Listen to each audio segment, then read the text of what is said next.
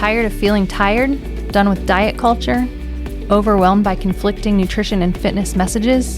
Then join us, your hosts of the Nutrition Revolution podcast, as we take a deep dive into all things women's fitness and nutrition. I'm Kimberly. And I'm Tabitha.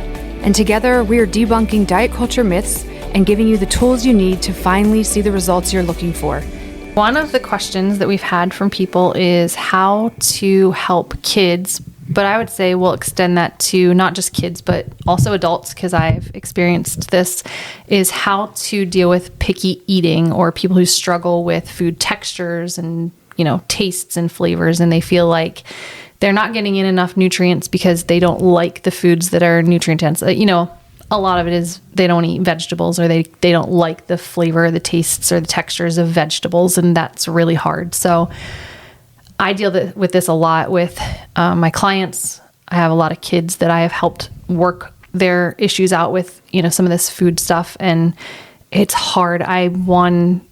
If you're a mom out there who is dealing with a kid who is having food texture issues or just won't eat or can't eat, it can be scary. I've seen, my own sister dealt with this with her son, and it was scary for her because she was so afraid that he was malnourished, and God forbid if they're malnourished and then they get sick on top of it. So if you're a mom out there who is dealing with this, we feel for you because we get it as moms. It's scary. And so we want to help. And so I think, what do you think? Also, take a deep breath and relax. It's very normal for kids to go through picky phases or to just be picky in general. And it's very normal for them to also grow out of it. And as they get older, be more willing to venture out and try new things. And even if you're an adult and you're really picky, there are so many options in foods that you probably like that are very nutrient dense. And then you just need someone to help you, one, realize that and formulate a game plan of what foods you will eat, making a list, checking it twice, seeing what works, and realize to include more diversity and to broaden and expand your horizons. So I think picky eating is normal. I know that likewise, I have a lot of clients that either themselves are picky eaters, which is why they come looking for help and support because they are worried about malnutrition. Mm-hmm. And then parents, mainly my clients are female, so moms that are concerned that their kid will never eat a vegetable. Right. And I always tell them, okay, well, let's figure out what your kid will eat. Because inevitably there is some fruit or veggie or plant food that your kid will eat. So find that food that your child will eat that's healthy, and then provide that as often as possible with their meals. Yeah, I think that one of the things that I have seen is that parents are afraid to let their kids eat the same thing over and over again. So there are, issues. Some people have, I don't know what the right word is. It's not an issue. Some people have diagnoses that they will only eat 5 foods. And that can be scary for a lot of parents because they're like, well, they only eat chicken nuggets, white bread, rice. And apples. Yeah. And so it's, I can't just let them only eat these same 5 foods over and over again. Well, we have to remember that one, fed is best. If those are the 5 foods that they like, have them stocked in your house all the time because those are the foods that they're going to go to.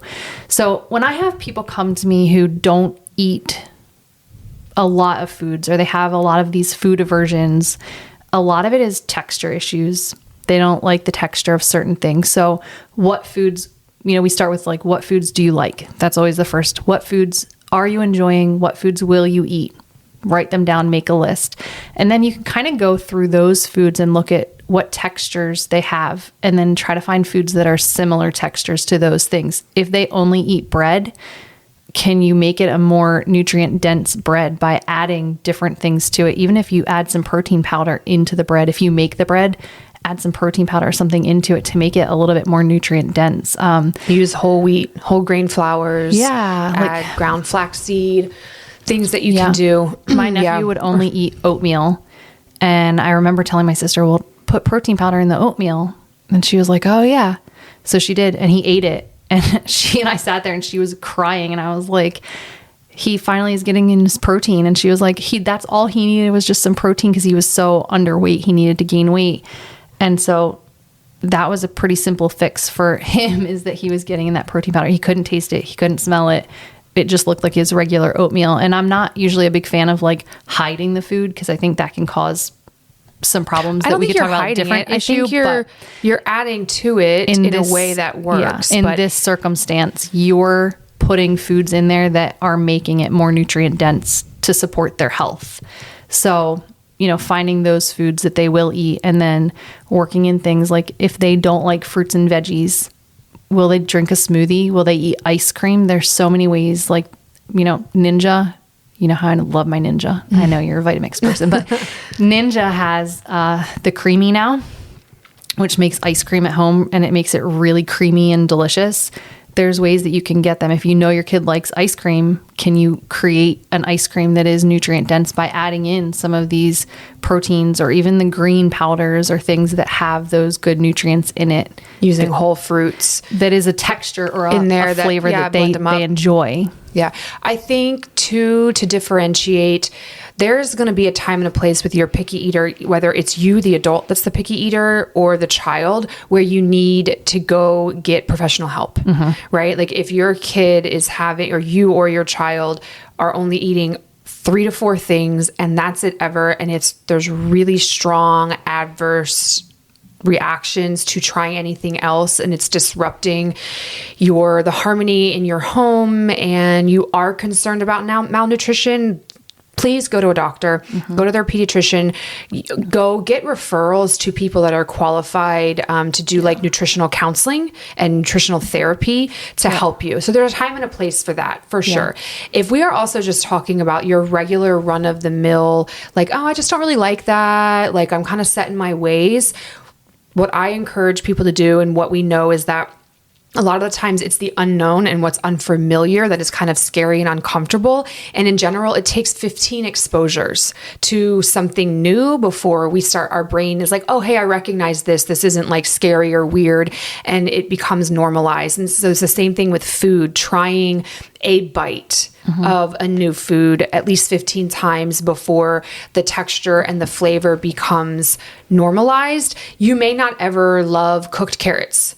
Okay, right? So maybe that, you're just never going to like cooked carrots, even though you've tried them 20 times. But for a lot of people and picky eaters, just the constant exposure to new foods or different foods in a way that is non-threatening. So here's something new. Let's just try a bite. Kind of like trying to make it fun, adventurous, getting your child involved in the planning and the prep, asking them, what would you like for dinner or lunch or breakfast? And then kind of giving predetermined, like set guidelines by you. So like for me with my kids, my daughter's a pretty adventurous eater. My son is not.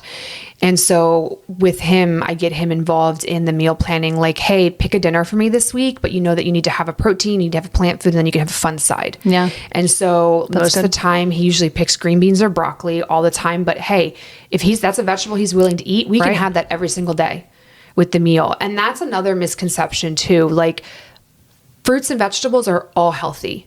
And there's a lot of the same nutrient profile in the terms of micronutrients, so vitamins and minerals in all of the different plant foods. So if your kid's only eating like 3 or 4 of them, that's okay.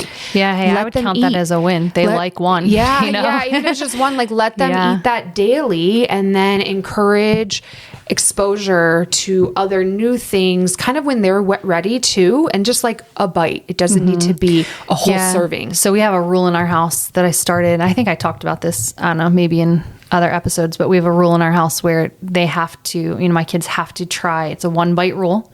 And if they take a bite and they don't make a face or gag or like be dramatic, my son will throw himself on the ground, all the drama.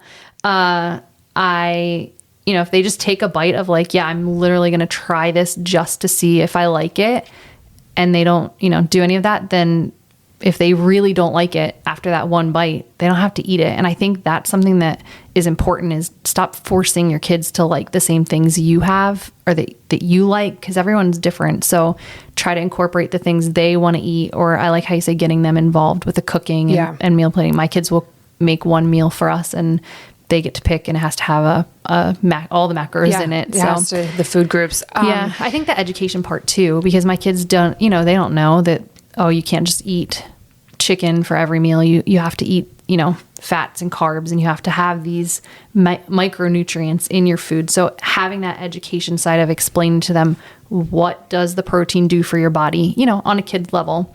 What do the carbs do for your body? What, are these, what's in a plant? Why are you so, Mom, why do you want me to eat these plants all the time?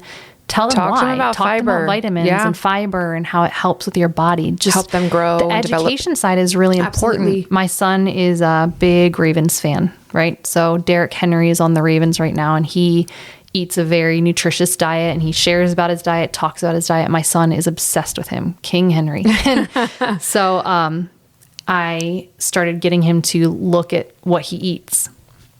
He's like, oh man, he eats like we eat. And I was like, well, he eats like I eat.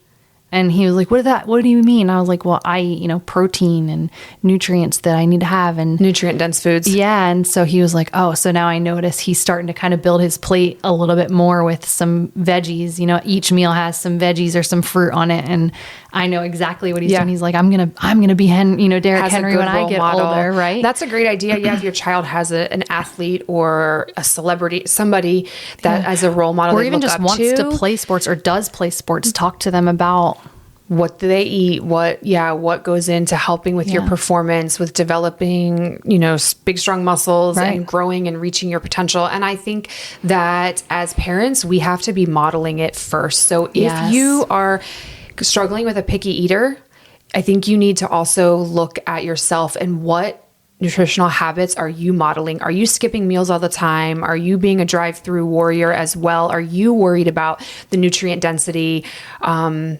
the nutrient quality of your foods? Because it really starts with us as parents, as being the role models and the driving force behind what foods are available in our home. And that may be a hard truth, but I was going to say, it's reality. Looking at how you eat before you start talking about how your kids eat is a hard truth, because I have had clients who they didn't even realize that they were doing some of the same things that their kids were doing, like sniffing everything before they'd even try it, or making a face before they tried it. And their kids are seeing that. My favorite is, my kids won't eat vegetables. Okay, well, what are your favorite vegetables? I don't like them. Right. I'm like, how many times does that happen? Right. Okay. Don't tell your kids you don't like vegetables. Find some veggies that you will eat. And then another one is, so you talked about cooked carrots. You might never like cooked carrots, but you might love them raw. Right. I was Have just you getting ready to exposed say, your kids? I remember different cooking methods and ways of preparing. I cannot stand canned vegetables personally. Yeah. Okay. I'm not saying, please know our listeners, I'm not saying canned vegetables are bad. They are great. And they are an easy, accessible, affordable way to have vegetables. I don't like them. I'll take frozen or fresh, but I love my broccoli roasted, but I want my carrots raw. Okay. So I also love smoothies that can kind of hide the flavor of greens, because I don't really love spinach and kale, the taste. Experiment with your child with different ways of food preparation to find what works. I have my sister-in-law, she would just buy veggie trays, because she's like, my kids will eat raw vegetables, but they don't really like them when they're cooked. So when she would make dinner and have her protein, maybe it was steak or grilled chicken or whatever, and she would just have veggie trays and just whip those out, and her kids would just graze and kind of pick what they wanted, and they're still getting in good nutrient dense foods, but in a way that works for them, and then doesn't leave us all frustrated when there's a kid crying at the table, or you're trying to tell them, no, you have to eat it this way. So include your kid in it, model the healthy eating habits yourself. So maybe before you start helping your kid be it with the picky eating, maybe you have some work that you need to do with your eating habits. Absolutely. Yeah. And I think what and how, and this is one that I use a lot with my clients, my adult clients. So besides the texture issues or the food sensitivities and things like that, if you just have a kid who just would pick popcorn over real food, those are the ones that you need to kind of address. What is the availability of foods in your house? So if you feel like you just shamed popcorn, and I love popcorn. No. Popcorn's a real food. Right. But how often do you have kids who will say Doritos, I don't want to eat dinner, I'm not hungry, but then they'll grab a fruit snack out of the fridge, or they'll grab a fruit snack out of the cupboard. Pantry. So one of the things that I tell people to do is all of those like quick grab snacks that are hyper palatable. Put those aside. Maybe, those are a different time, a different, special treat or whatever, and teach them how to eat real foods first. And then those other things are supplemented in for, just when they want one, but they've already eaten their food. I think, that can be a tricky line too, of you don't want to deprive them of things or make it so that those are only things that they get if like reward. Like those are not reward things for eating your dinner. Those are, just an additional snack that I grab, when we're out and about. No, but if you are still hungry and you've eaten a decent dinner, Right. there's nothing wrong with then your kid going and grabbing that snack. But if or they're that special grabbing treat. those things first and then not eating their dinner, Yeah. that's going to create some, I don't know what I like because I'm filled up on gummies. Yeah, you have to model and teach and enforce. Like, okay, your kid doesn't want dinner. They don't want what you've prepared, and they're kicking and screaming, fighting it, whatever. And then you just kind of are like, okay, fine, whatever, eat what you want. And then they're going and grabbing fruit snacks and a granola bar and Cheerios or whatever that might be. I think that that's a good opportunity to, instead of preparing something that your kid's not going to like or fight, and then just kind of, I don't want to say giving in, because I know I'm not trying to like, No mom shaming here. Yeah, no, not at all. Because I get it. Like I've had screaming kids, and we all have seasons. But that's where including your kid in the meal prep and the meal planning, asking them what they like, teaching them, okay, we need these nutrients on our plate and these food groups, and this is why. Getting them to pick, you're going to reduce the amount of I don't like, I don't want, I'm not eating, and then also being willing to hold that hard line. Like, no, you need to eat. At least try a little bit on your plate, exactly, before you're just going to go turn around and have junk food, because it's not that they're not hungry, they just want the junk food first. And there's a time and a place for all of it. So kind of being willing to make that hard choice. Yeah, and I think it comes down to know your kid. If your kid is just playing you, to get the treats. Oh yeah. Versus a kid who actually needs to go see a doctor because they have be referred to a specialist, someone for more help. And if that's the case, my heart goes out to you. Right. But absolutely, like, talk to your child's pediatrician. They can refer you to specialists that are trained to help with whatever form of therapy or help that they need to make sure that they are getting the nutrition and the nourishment that they need.